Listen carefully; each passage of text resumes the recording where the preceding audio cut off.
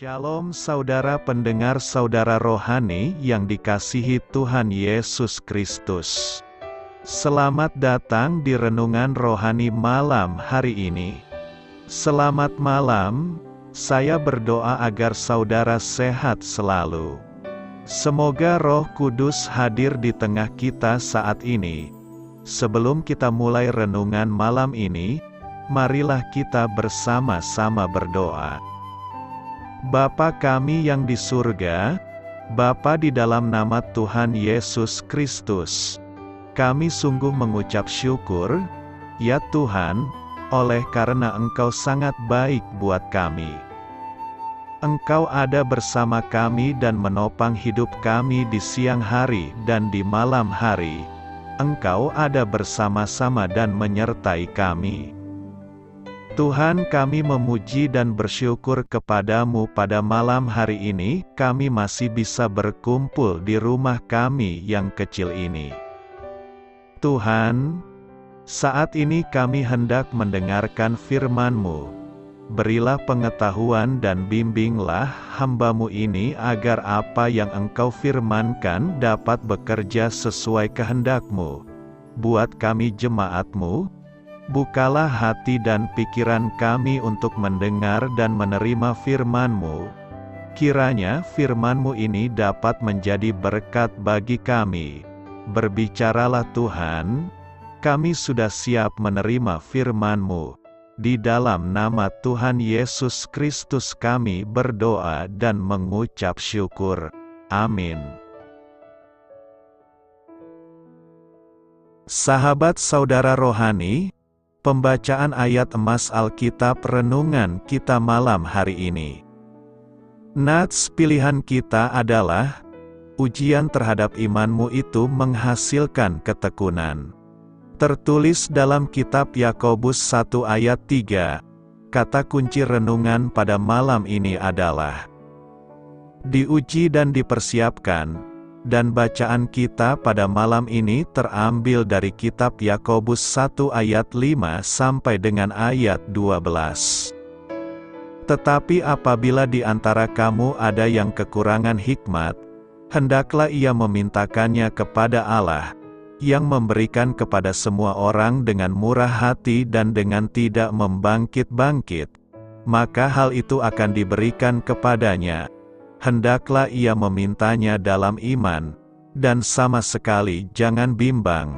Sebab orang yang bimbang sama dengan gelombang laut, yang diombang-ambingkan kian kemari oleh angin. Orang yang demikian janganlah mengira, bahwa ia akan menerima sesuatu dari Tuhan. Sebab orang yang mendua hati tidak akan tenang dalam hidupnya. Baiklah saudara yang berada dalam keadaan yang rendah bermegah karena kedudukannya yang tinggi, dan orang kaya karena kedudukannya yang rendah sebab ia akan lenyap seperti bunga rumput. Karena matahari terbit dengan panasnya yang terik dan melayukan rumput itu, sehingga gugurlah bunganya dan hilanglah semaraknya. Demikian jugalah halnya dengan orang kaya. Di tengah-tengah segala usahanya ia akan lenyap. Berbahagialah orang yang bertahan dalam pencobaan, sebab apabila ia sudah tahan uji, ia akan menerima mahkota kehidupan yang dijanjikan Allah kepada barang siapa yang mengasihi Dia. Terambil dari kitab Yakobus 1 ayat 5 sampai dengan ayat 12. Topik dari ayat emas renungan kita adalah, Allah mengizinkan kesengsaraan menimpa hidup kita bukan untuk menghancurkan, tetapi untuk menguatkan. Mari kita mulai renungan malam kita. Untuk memulai hal baik, serahkanlah segala sesuatu hanya kepada Tuhan. Mari kita mulai segmen kisah inspiratif. Semua printer komputer yang dikapalkan oleh sebuah perusahaan di Colorado biasanya akan dibekukan, lalu dipanaskan sampai 54 derajat Celcius, dan akhirnya diguncang-guncang dengan keras selama 15 menit. Ini adalah langkah akhir dalam proses uji daya tahan yang berfungsi untuk menyiapkan printer yang akan dipakai untuk keperluan militer.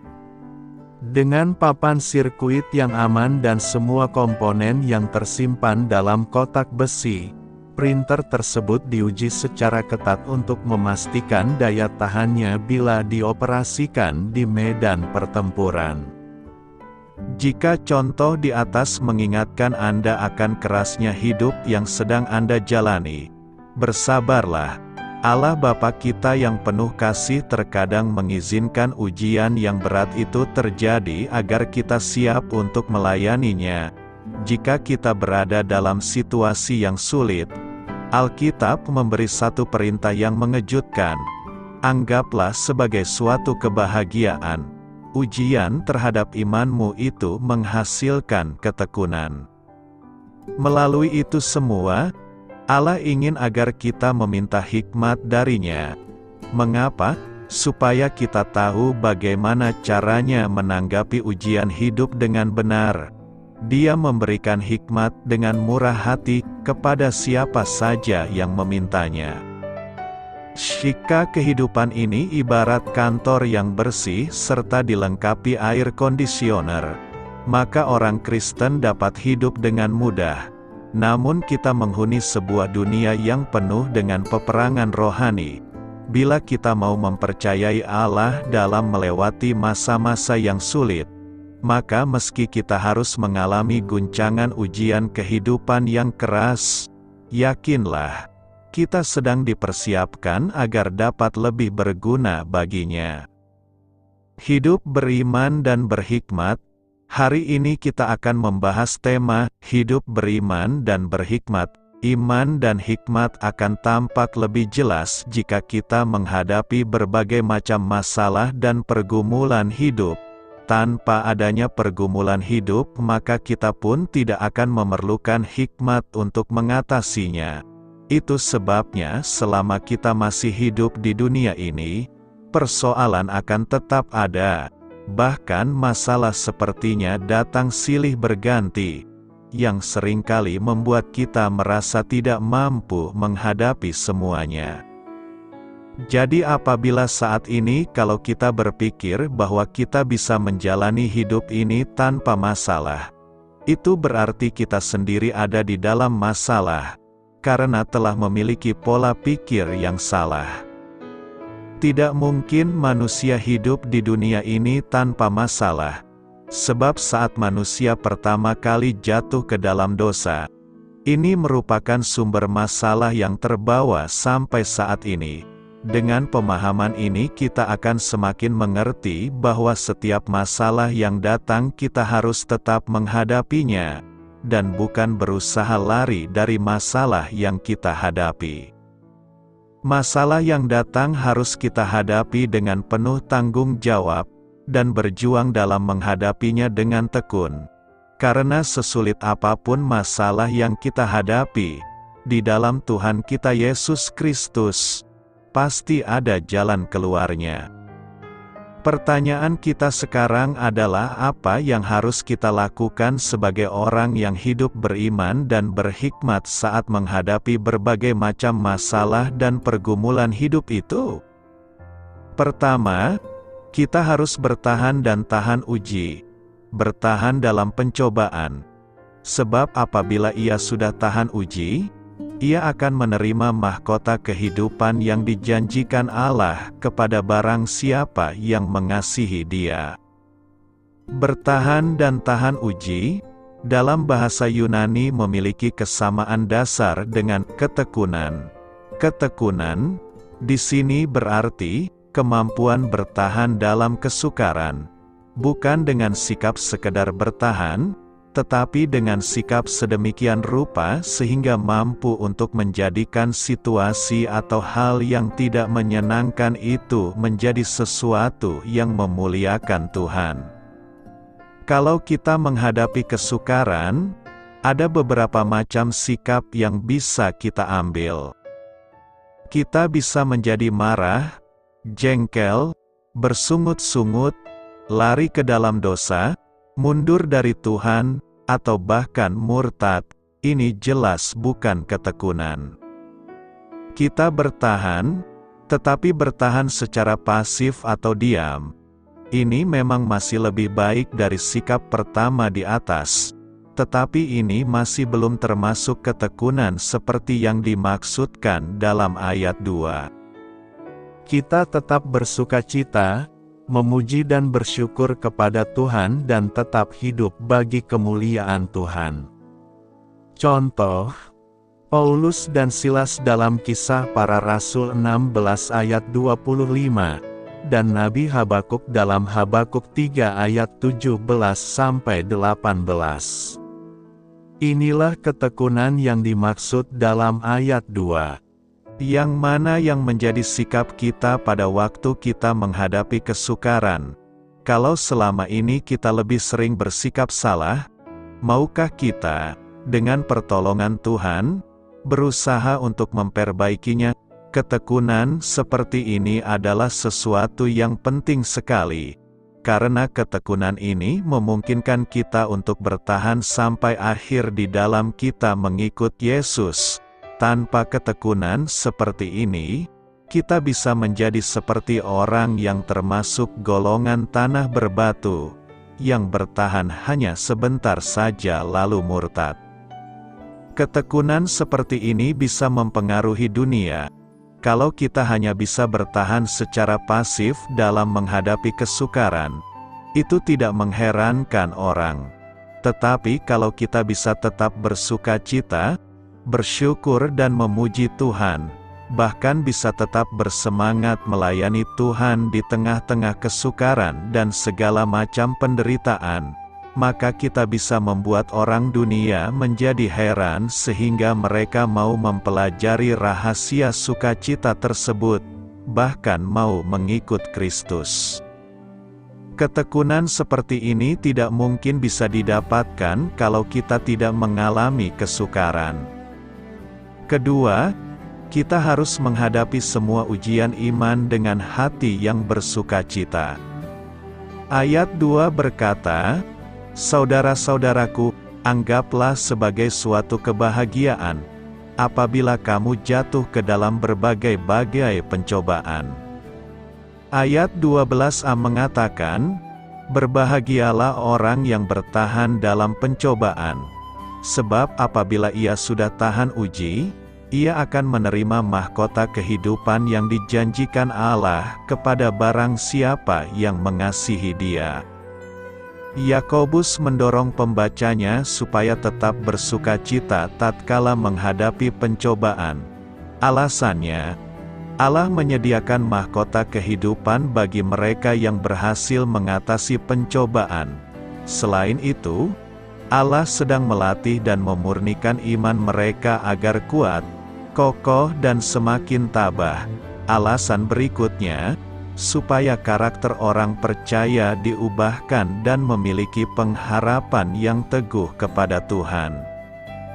Ketiga, kita harus menghadapi semua ujian iman dengan hati yang tabah dan sabar. Ayat 3 menegaskan bahwa ujian terhadap iman menghasilkan ketekunan. Orang Kristen harus berpikiran positif, positive thinking, dan jangan melarikan diri dari ujian, tetapi tetaplah tabah dan sabar, karena lewat pencobaan ini Allah sedang menguji kesungguhan dan keseriusan iman kita kepadanya. Keempat, kita harus menyadari bahwa ujian iman bertujuan membuat kita menjadi sempurna. Ayat 4 menyatakan, "Dan biarkanlah ketekunan itu memperoleh buah yang matang, supaya kamu menjadi sempurna dan utuh."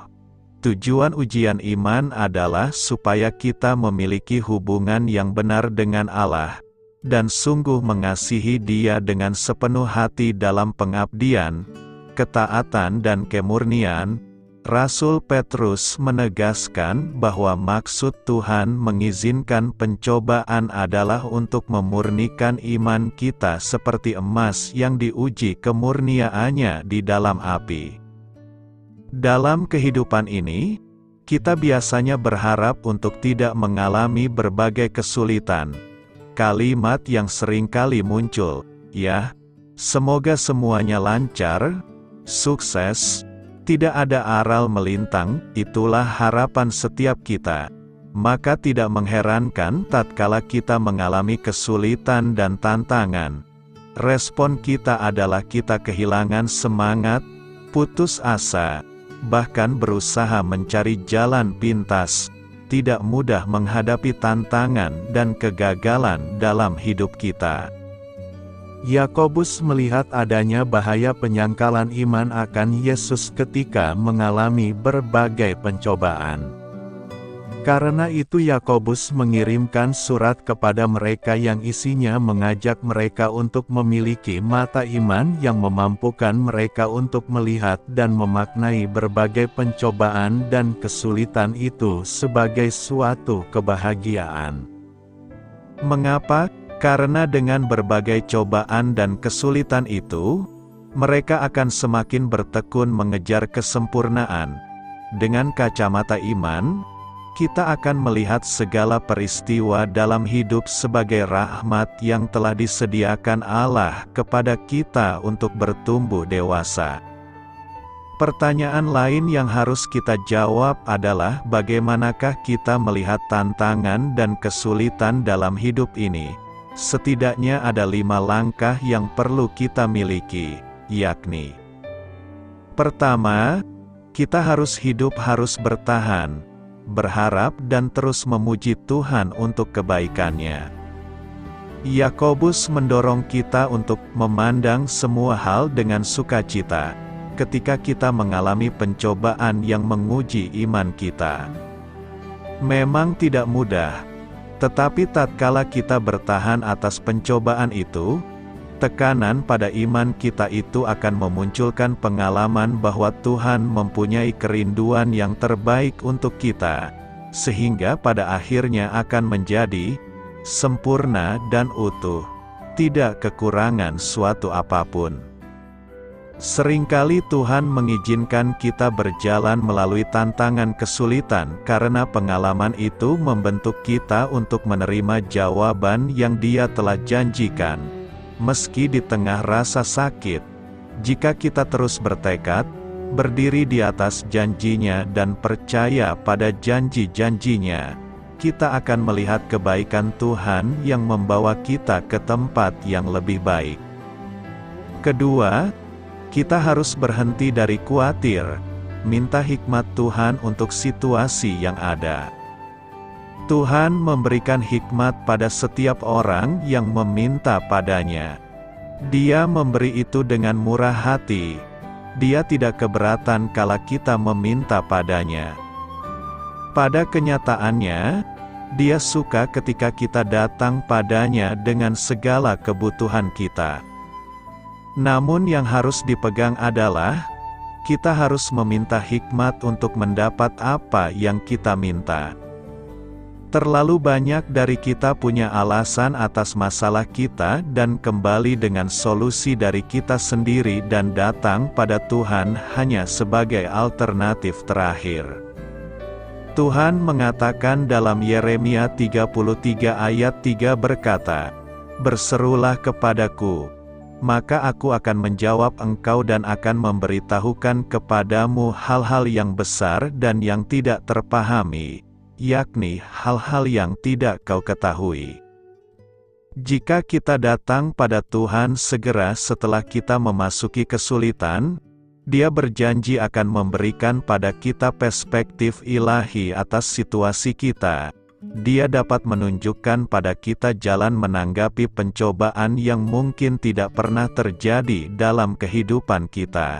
Hidup harus tanpa ragu datang pada Tuhan dan harapkan suatu jawaban. Ketika kita meminta pertolongan Tuhan, ingat bahwa Dia dapat dipercaya. Ketika Yesus mengundang Petrus untuk berjalan bersamanya di atas air, Petrus dapat melakukannya, selama dia terus menatap pada Yesus, dan ketika dia berfokus pada sekeliling, melihat gelombang sekeliling dia dan air yang bergelora. dia menjadi goyah.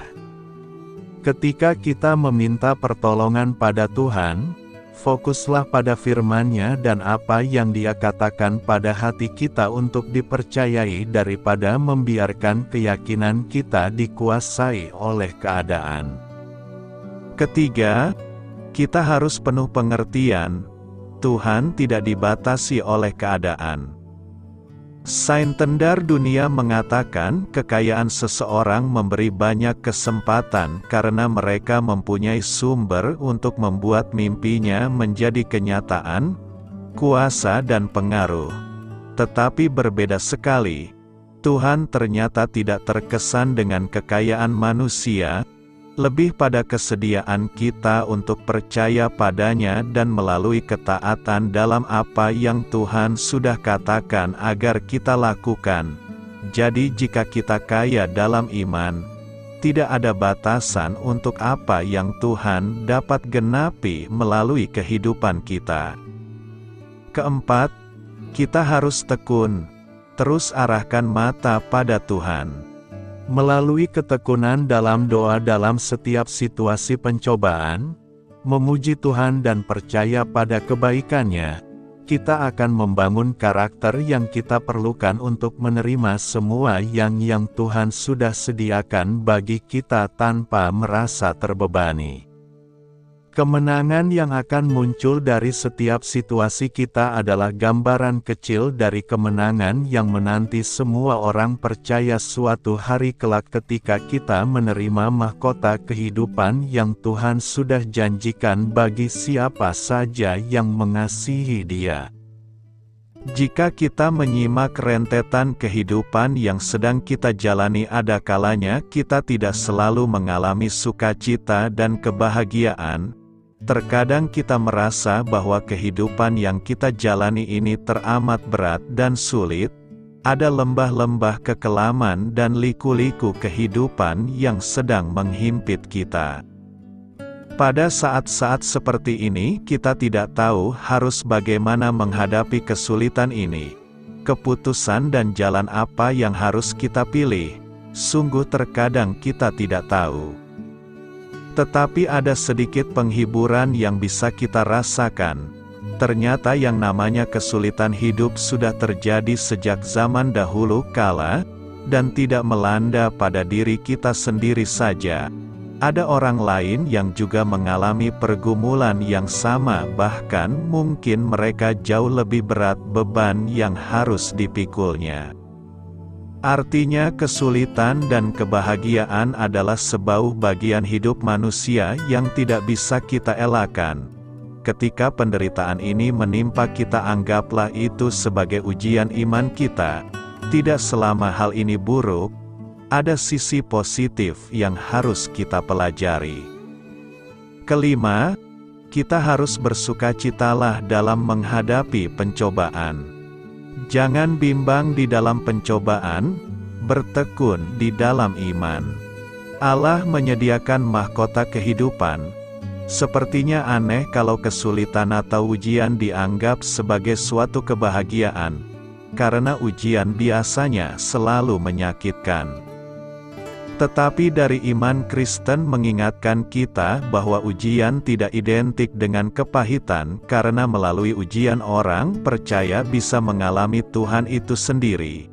Itulah sebabnya Yakobus meminta penerima surat menganggap ujian sebagai kebahagiaan, karena akan menghasilkan ketekunan yang membawa seseorang lebih memahami kehendak Allah. Hidup dalam doa dan mengasihi Allah juga makin belajar bersandar pada Allah. Apakah mahkota kehidupan itu? Mari kita jawab. Alkitab merujuk pada 5 mahkota yang menanti orang-orang percaya di surga. Salah satu dari mahkota ini, mahkota kehidupan, adalah anugerah dari Allah yang akan dianugerahkan kepada mereka yang karena kasih mereka kepadanya, dengan setia menanggung pencobaan dan ujian di bumi. Berbahagialah orang yang bertekun dalam pencobaan karena memiliki tahan ujian. maka orang itu akan menerima mahkota kehidupan yang dijanjikan Tuhan kepada mereka yang mengasihi Dia. Mahkota kehidupan bukanlah hiasan kepala yang sebenarnya, melainkan representasi simbolis pengakuan Tuhan atas kemenangan rohani dalam kehidupan ini.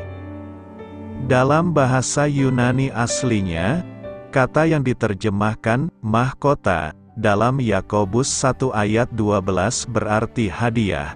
Istilah tersebut tidak mengacu pada mahkota kerajaan seperti yang dikenakan oleh raja dan penguasa. Mahkota ini menggambarkan karangan bunga atau rangkaian dedaunan pohon salam yang, pada zaman kuno, ditempatkan di atas kepala seorang atlet yang menang sebagai lambang kehormatan dan kemenangan dalam sebuah kontes. Mahkota kehidupan adalah pahala Tuhan bagi mereka yang mengasihi Dia dan setia bertahan dalam pencobaan. Ini tidak menandakan kedudukan atau otoritas kerajaan apapun atas orang lain, namun menunjukkan sukacita abadi dalam kehidupan yang akan datang. Yesus mengumumkan hak istimewa ilahi ini dalam khotbahnya di bukit. Berbahagialah orang yang dianiaya karena kebenaran, karena merekalah yang empunya kerajaan surga. Berbahagialah kamu apabila orang menghina kamu, menganiaya kamu dan mengatakan segala macam kejahatan terhadap kamu karena Aku. Bersukacita dan bergembiralah, sebab besarlah upahmu di surga. Saat kita menghadapi pencobaan dan kesengsaraan, kita dapat menanggungnya demi kemuliaan Tuhan, dengan percaya bahwa semua itu akan memberi kita kepuasan rohani dan menunjukkan kasih kita kepadanya. Rasul Paulus menandaskan perlunya kegigihan dan disiplin diri untuk mencapai garis akhir dan menerima mahkota kehidupan.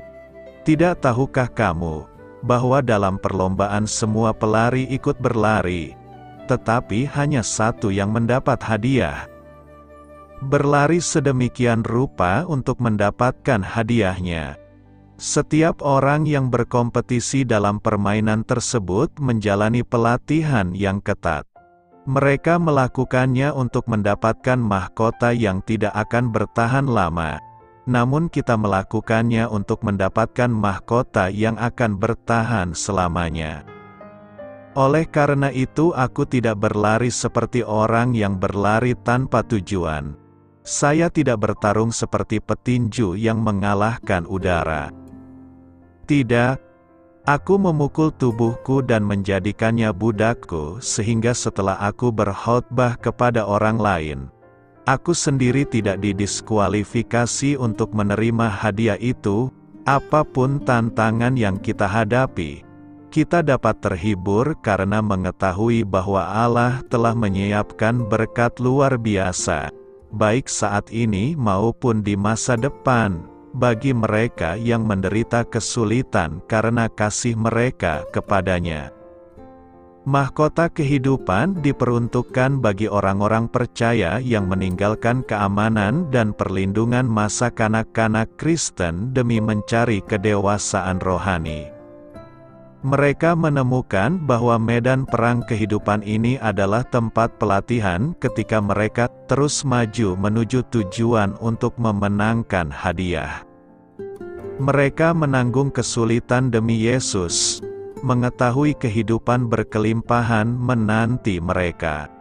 Dunia mungkin menganggap mereka kehilangan kesenangan dunia ini, namun orang-orang percaya ini telah memahami bahwa kerajaan mereka bukan di dunia ini.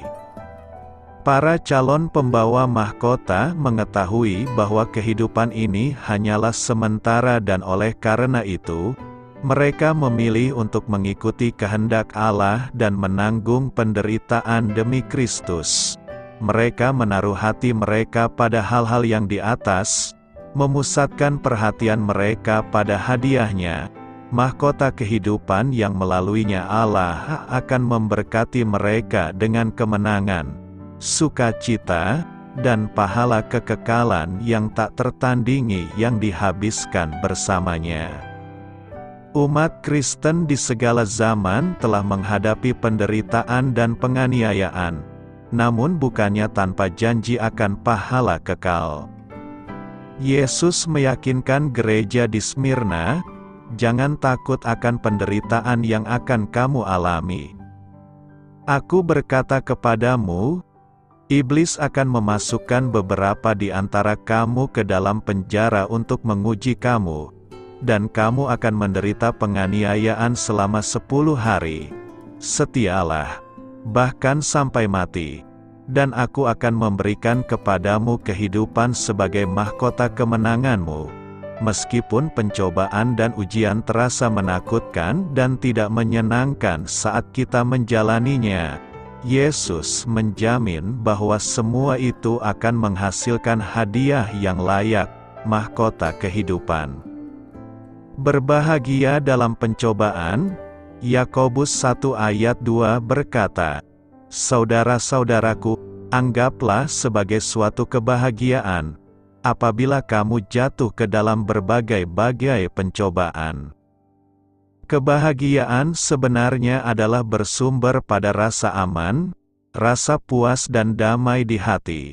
Bukan karena situasi yang baik dan ideal bisa menambahkan kebahagiaan, punya banyak uang bisa menambah kebahagiaan, tetapi sesungguhnya kebahagiaan adalah hasil keputusan yang ada di hati seseorang. Secara umum, siapapun pasti menyetujui bahwa penderitaan adalah suatu keadaan yang tidak menyenangkan dan jauh dari suasana bahagia. Sebab di manakah kita melihat orang berbahagia ketika mengalami penderitaan? Tentu saja tidak ada. Bukan. Tetapi berlawanan dengan kenyataan itu, Yakobus menuliskan pada nas hari ini sesuatu yang menarik, yakni, "Saudara-saudaraku, anggaplah sebagai suatu kebahagiaan apabila kamu jatuh ke dalam berbagai-bagai pencobaan." Bagaimanakah dapat mampu menganggap suatu kebahagiaan walaupun menghadapi pencobaan? Yakobus menyebut bahwa pencobaan itu bagian dari ujian iman yang menghasilkan ketekunan. Selanjutnya, ketekunan menghasilkan buah yang matang, yakni menuju ke arah kesempurnaan iman. Dengan demikian, kita menemukan suatu simpulan pertama, yakni ketika menghadapi penderitaan hidup, orang percaya haruslah memandang penderitaan itu sebagai ujian dan selanjutnya bersedia dengan penuh ketekunan menjalani semua kenyataan tersebut. Kedua, Rasul Paulus menyebut lebih detail tentang kondisi ini. Kita malah bermegah juga dalam kesengsaraan kita, karena kita tahu bahwa kesengsaraan itu menimbulkan ketekunan, dan ketekunan menimbulkan tahan uji, dan tahan uji menimbulkan pengharapan. Maka kita menemukan simpulan ketiga, yakni mereka yang menjalani pencobaan dan derita hidup dengan tekun akan lolos uji dan disebut sebagai pribadi yang tahan uji sehingga selalu berpengharapan bahwa apa yang dihadapi saat ini akan berakhir, yakni damai sejahtera yang indah pada waktunya. Nas hari ini mengingatkan kita bahwa berbagai pencobaan yang Allah izinkan terjadi dapat dianggap sebagai suatu kebahagiaan. Dalam Alkitab versi terjemahan bahasa Indonesia sehari-hari berbunyi begini, "Anggaplah sebagai suatu kebahagiaan," menggunakan kalimat, "hendaklah kalian merasa beruntung." Ketika seseorang mengalami pencobaan, sebenarnya ia sedang beruntung karena terpilih dari sekian banyak manusia di dunia untuk dilatih menjadi semakin kuat dan bertekun dalam iman. Ketekunan yang suatu saat akan menghasilkan buah yang matang dan menjadi berkat bagi sesama. Sebaliknya, orang yang tidak bersedia diuji oleh Allah melalui berbagai pencobaan, kondisi imannya akan stagnan, ketekunannya tidak akan bertumbuh, dan ia kehilangan kesempatan untuk menghasilkan buah dari ketekunan imannya. Selain itu, nas hari ini mengajarkan kita bahwa di dalam pencobaan, ujian, masalah dan keterbatasan apapun yang kita alami, kita harus dapat memutuskan untuk bahagia. Artinya, ketika ujian seperti halnya COVID-19 saat ini, yang membatasi aktivitas kita, tetap putuskan untuk bahagia, anggaplah sebagai suatu kebahagiaan apapun dampaknya. Jika kita dapat memutuskan untuk bahagia, apapun keadaan kita, maka kita akan bisa menerima keadaan terbatas kita.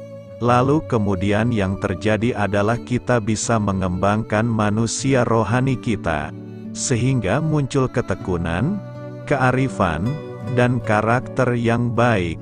Pada akhirnya akan ada buah yang baik yang dihasilkan dari kedewasaan rohani kita.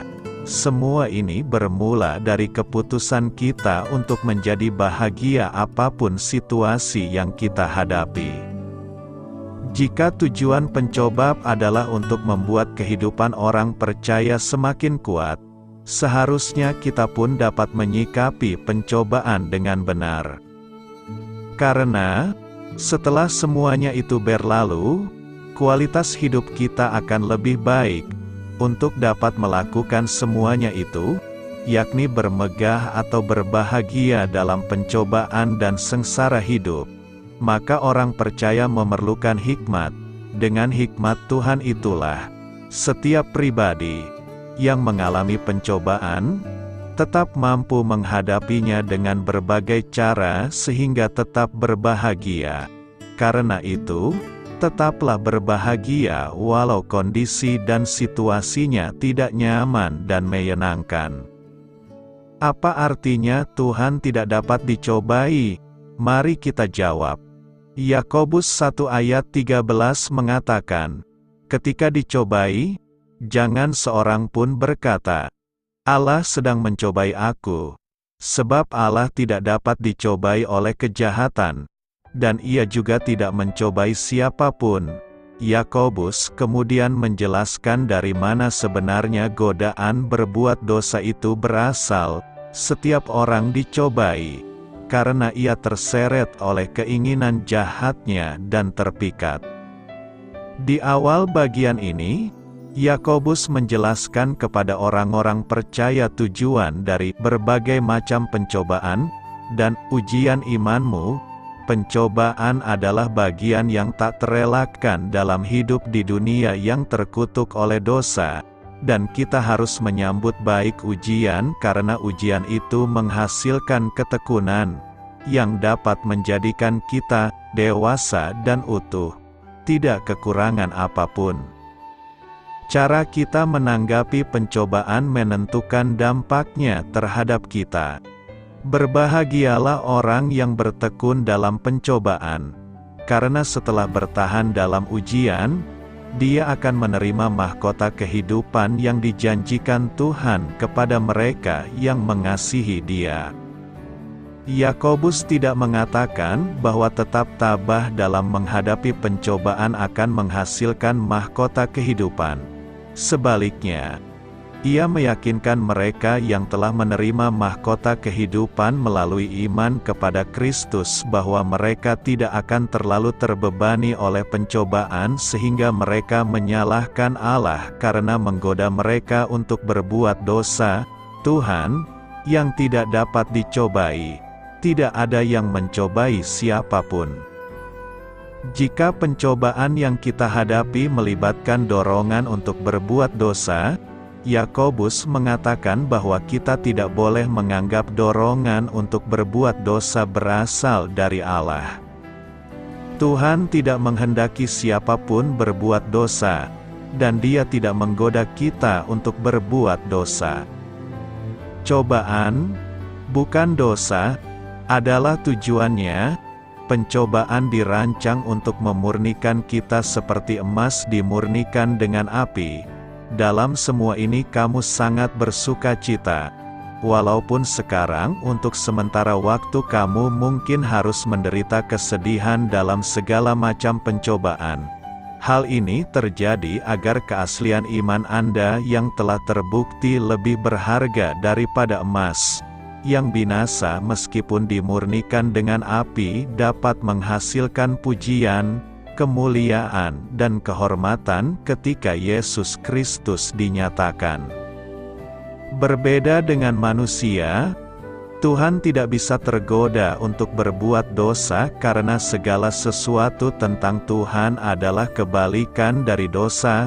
Manusia dilahirkan dengan sifat dosa yang diwarisi dari Adam, dan sifat itu adalah bagian dari apa yang membujuk kita dan menjauhkan kita dari kebaikan. Tuhan tidak memiliki sifat dosa, sifatnya suci dan benar. Dia tidak bisa berbuat dosa atau bahkan tergoda untuk berbuat dosa. Bujukan yang menyebabkan kita berbuat dosa tidak berpengaruh pada Tuhan. Sama sekali tidak ada sesuatu pun dalam sifat Allah yang dapat membuat Dia cenderung berbuat salah. Dan sama sekali tidak ada sesuatu pun yang ditawarkan kepadanya yang dapat menyebabkan Dia berbuat salah. Secara internal dan eksternal, Tuhan kebal terhadap godaan. Oleh karena itu, Allah tidak akan mencobai siapapun untuk berbuat dosa dan dengan demikian menjadikan dirinya sebagai pencipta dosa. Yang Maha Kudus tidak akan membenarkan dosa atau memaafkannya, dan Dia tidak akan mendorongnya. Karena kebenaran tentang Allah ini bahwa Ia tidak dapat tergoda untuk berbuat dosa, kita dapat yakin bahwa alam semesta berada di tangan yang tepat. Tuhan tidak dapat dibujuk, disuap, atau dengan cara apapun digoyahkan dari maksud dan rencananya yang sempurna. Dia tidak bimbang, apapun yang terjadi, Dia tetaplah kesempurnaan.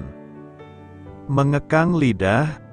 Yakobus 1 ayat 26 berkata, "Jikalau ada seorang menganggap dirinya beribadah, tetapi tidak mengekang lidahnya, ia menipu dirinya sendiri, maka sia-sialah ibadahnya."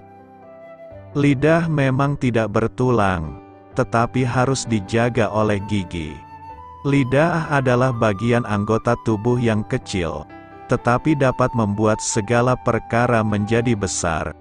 Dengan perkataan, kita dipercaya dan tidak dipercaya, dipuji dan dicemooh.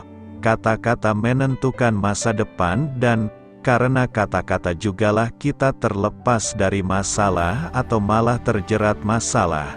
Namun, kejahatan lidah tidak hanya berkisar seputar fitnah, dusta, atau verbal bullying. Ada sejumlah dampak buruk lain yang dapat dipicu oleh perkataan. Apa saja dampak buruk dari perkataan? Pertama, perkataan yang sia-sia. Tetapi ada orang yang tidak sampai pada tujuan itu dan yang sesat dalam omongan yang sia-sia.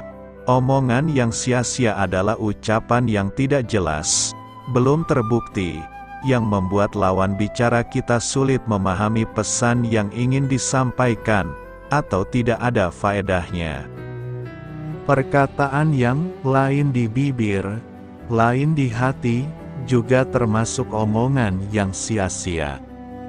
Misalnya, orang yang memiliki pengetahuan tentang firman bisa jadi hanya mengutip apa yang kedengarannya benar bukan karena itu keluar dari keyakinannya sendiri. Berhati-hatilah dengan hal ini. Kita menunjukkan seakan-akan kita hebat, punya hidup rohani yang sempurna. Padahal, kenyataannya kita butuh bantuan dan bimbingan, atau harus memperbaiki kelemahan kita. Ucapan sia-sia membuat kita tidak mencapai tujuan yang diinginkan, yaitu pertolongan untuk menjaga hati kita tetap benar di hadapan Tuhan.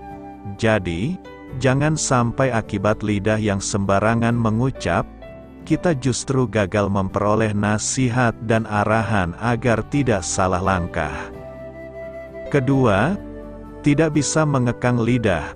Jika kita bertemu seseorang yang giat beribadah dan melayani dengan luar biasa, tapi sering melontarkan kata-kata kotor, kasar, tidak pantas, tidak membangun, dan menjatuhkan orang lain, bagaimana pandangan kita terhadap orang tersebut? Pasti tidak akan ada yang terpesona, apalagi terkagum-kagum dengan ibadah atau pelayanannya. Sebaliknya, mungkin kita akan berkomentar, percuma dia beribadah. Kata-katanya tidak mencerminkan orang yang mengaku percaya Yesus. Bagi Tuhan, ibadah menjadi sia-sia ketika kita tidak bisa mengekang lidah. Saat sedang marah, apakah kita mengeluarkan sederet nama satwa, umpatan, atau hujatan kasar?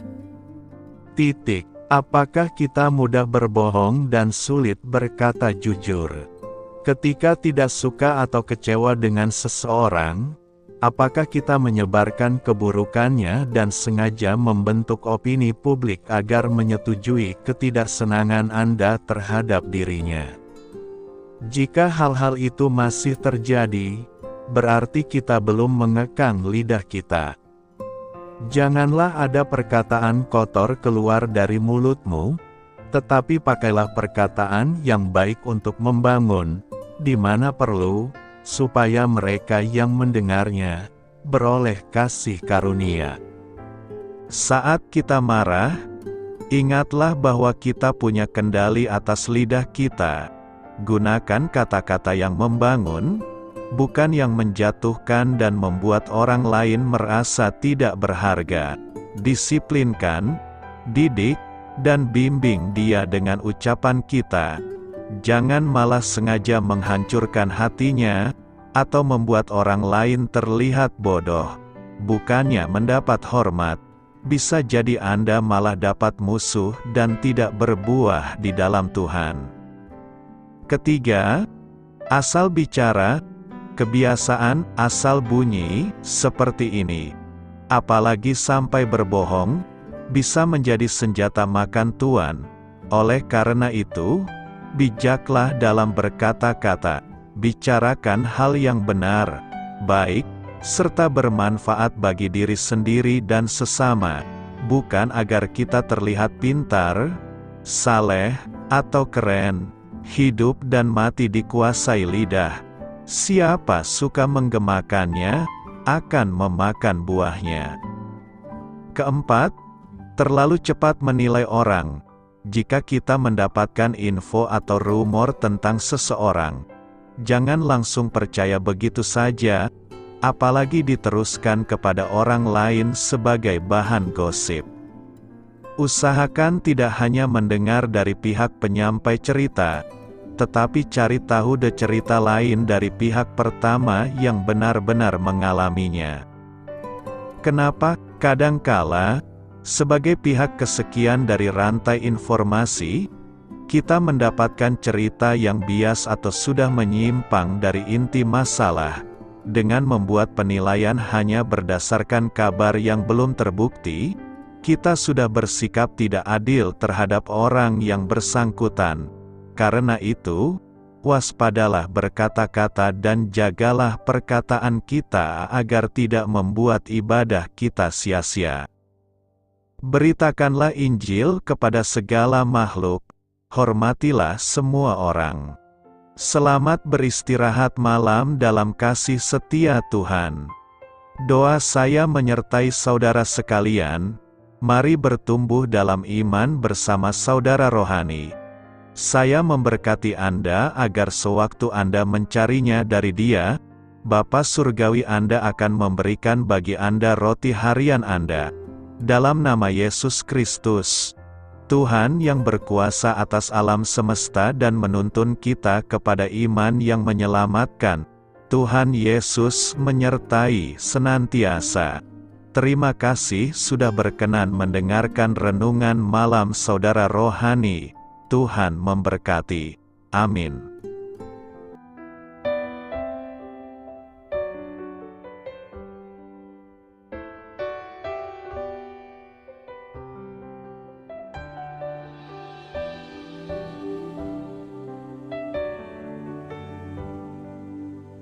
Marilah kita renungkan, sahabat saudara rohani, demikianlah renungan firman Tuhan malam hari ini. Semoga menjadi berkat di dalam hidup kita dan menjadikan kita pribadi yang lebih baik. Sebelum kita beristirahat pada malam hari ini, marilah kita berdoa. Bapa kami yang di surga, Bapa di dalam nama Tuhan Yesus Kristus, kami sungguh mengucap syukur, ya Tuhan, oleh karena Engkau sangat baik buat kami. Engkau ada bersama kami dan menopang hidup kami di siang hari dan di malam hari. Engkau ada bersama-sama dan menyertai kami, ya Tuhan Yesus. Kami mengucap syukur untuk firman-Mu, ya Tuhan, yang memberikan kami kekuatan dan menyadarkan kami bahwa kami tidak perlu takut dengan gelap dan malam. Sebab Tuhan, Engkau ada bersama kami. Engkau melindungi kami dan menjadi perisai bagi kami hamba-Mu berdoa saat ini. Tuhan, untuk setiap pendengar renungan ini yang mengalami ketakutan, kecemasan, kegelisahan, pada situasi gelap dan malam hari di dalam nama Tuhan Yesus Kristus. Kuasa Tuhan melepaskan mereka dari segala ikatan roh-roh ketakutan yang mengikat mereka saat ini. Tuhan melepaskan setiap anak-anak-Mu dari segala rasa takut dan kecemasan. Di dalam nama Tuhan Yesus segala kuasa-kuasa roh jahat, kuasa setan iblis yang mengganggu anak-anak-Mu, ya Tuhan, tolong hancurkan dan halaukan dengan kuasa-Mu. Dalam nama Tuhan Yesus Kristus, berkati setiap kami anak-anak-Mu, ya Tuhan, dan lindungilah kami. Kami aman di dalam Engkau. Ya Tuhan, penuhilah setiap hati kami dengan keberanian, damai sejahtera, dan sukacita serta ketenangan yang dari Tuhan. Berkati kami di malam hari ini, saat kami tidur dan beristirahat. Kuasa-Mu, ya Tuhan, menaungi setiap kami, memberkati dan melindungi kami. Bangunkanlah kami kembali besok pagi dengan kekuatan yang baru, tubuh yang sehat diberkati Tuhan, dan berkat-berkat yang baru Tuhan sediakan bagi kami. Terima kasih, ya Tuhan, kami sungguh mengucap syukur untuk firman-Mu yang menguatkan kami.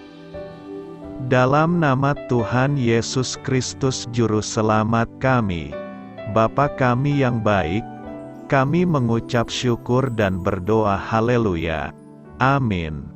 Biarlah firman Tuhan menjadi pengingat untuk kita semua, bahwa tuntunan dari Roh Kudus akan selalu memberi jalan keluar bagi setiap permasalahan hidup kita, dan memberi kedamaian di hati kita. Amin. Sampai jumpa di renungan malam saudara rohani berikutnya.